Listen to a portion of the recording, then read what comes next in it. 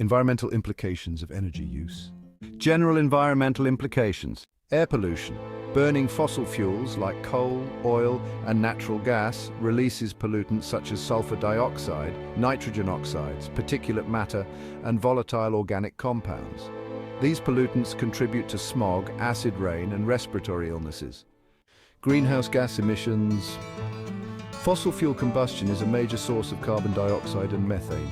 This leads to an enhanced greenhouse effect and global warming. Water pollution. Energy production processes, especially coal mining and oil extraction, can lead to water contamination through runoff and spills. Habitat destruction.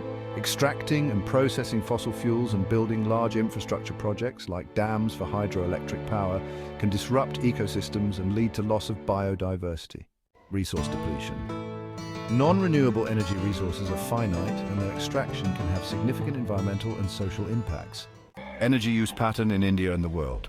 Global energy use. In developed countries, there is high per capita energy consumption with a significant proportion coming from fossil fuels. Efforts are underway to transition to renewable energy sources.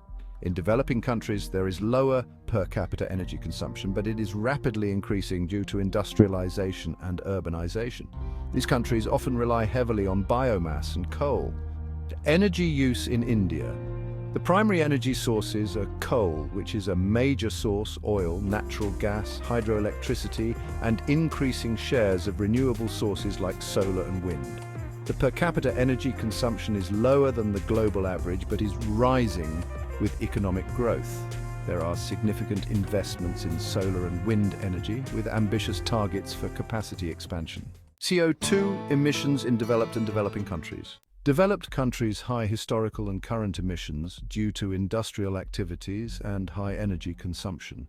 Examples include the USA and EU countries. Efforts to reduce emissions are underway, such as the transition to renewable energy, implementing energy efficiency measures, and establishing carbon pricing mechanisms.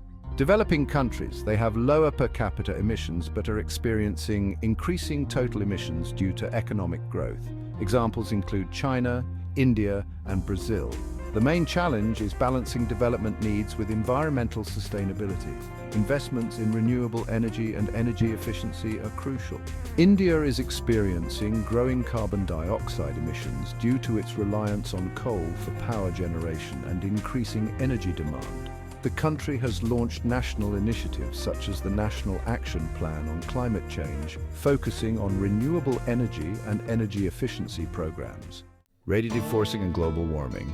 Radiative forcing is a measure of the influence a factor like greenhouse gases has on the balance of incoming and outgoing energy in the Earth's atmosphere. Positive radiative forcing leads to warming, for example, carbon dioxide, methane, and nitrous oxide. On the other hand, negative radiative forcing leads to cooling, such as aerosols reflecting sunlight. Global warming. It's the result of increased greenhouse gas concentrations leading to higher global average temperatures. The impacts are quite significant: rising sea levels, more frequent and severe weather events, loss of ice masses, and disruption of ecosystems. The impacts of large-scale exploitation of renewable and nuclear energy sources are, well, quite complex and far-reaching. Solar energy. On the positive side, it reduces greenhouse gas emissions, has low operating costs, and is an abundant resource. However, there are some negatives to consider.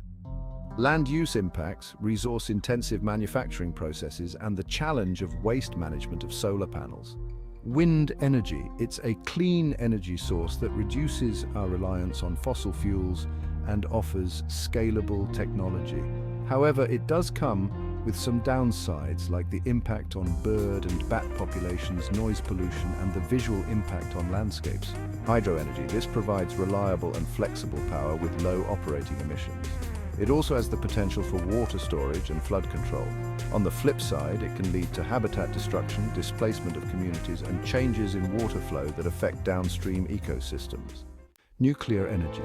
This energy source has low greenhouse gas emissions during operation and offers high energy density, making it a reliable baseload power. But it does come with significant risks such as nuclear accidents like Chernobyl and Fukushima.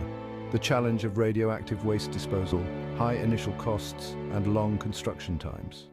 Overall, the transition to sustainable energy sources is essential to mitigate the environmental impacts of energy use. However, we must carefully consider the trade-offs associated with each energy source.